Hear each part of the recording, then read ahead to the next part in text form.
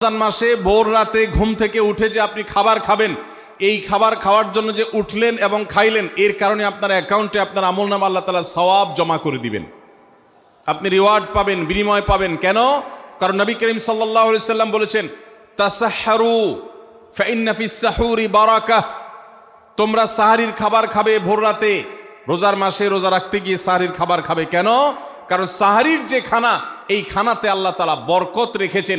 এই খানা খাইলে তার জন্য আমাদের স্পিরিচুয়াল, আধ্যাত্মিক বিভিন্ন রকমের উপকারিতা আল্লাহ তাআলা এর মধ্যে নিহিত রেখেছেন। এর মধ্যে খাদ্য শক্তি আছে, আমাদের এনার্জি হবে শরীরে, রোজা রাখতে সহজ হবে।